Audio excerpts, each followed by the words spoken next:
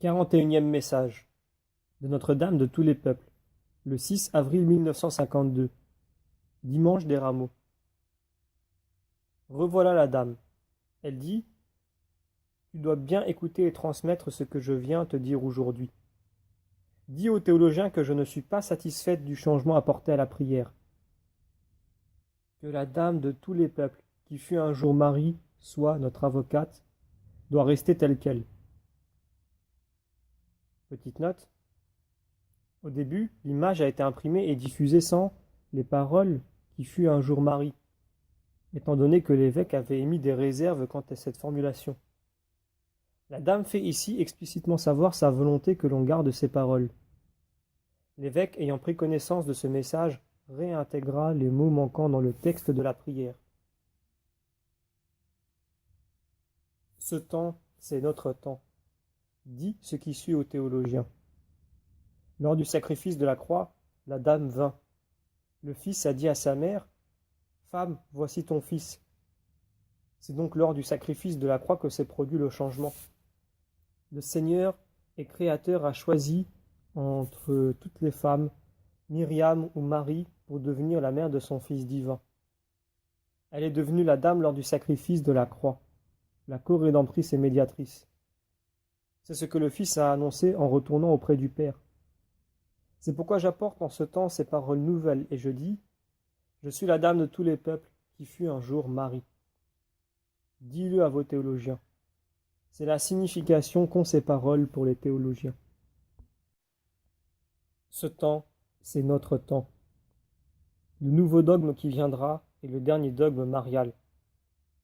La dame de tous les peuples comme co-rédemptrice, médiatrice et avocate. C'est lors du sacrifice de la croix que le Fils a donné ce titre pour le monde entier. Qui et quoi que vous soyez, je suis pour vous la dame. Je viens dire à ce monde corrompu et désemparé: unissez-vous tous. Vous, chrétiens, vous vous retrouverez près de la dame de tous les peuples, tout comme vous vous retrouverez près de la croix du Fils. Il faut et faudra que beaucoup de choses changent au sein de la communauté, au niveau de l'Église. Vous, qui et quoi que vous soyez, soutenez-vous et aidez-vous mutuellement. Dans le premier et principal commandement, vous trouverez tout ce dont vous avez besoin. Que la dame de tous les peuples, qui fut un jour Marie, soit notre avocate. La dame veut surtout venir là où elle a été et là où elle n'a pas encore été. Tu as une grande tâche à accomplir, me dit la dame. Que tous ceux qui coopèrent à cette grande œuvre agissent avec un grand sérieux et avec plein de zèle.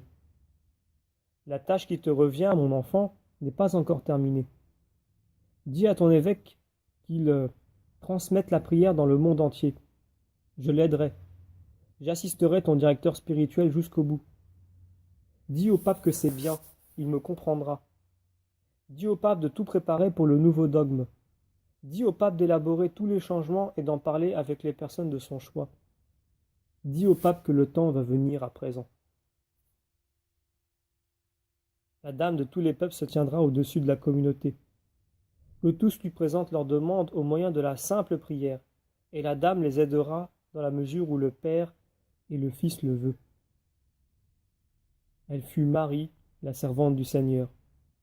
Elle veut être à présent la dame de tous les peuples. Qui et quoi que vous soyez, venez à la dame de tous les peuples.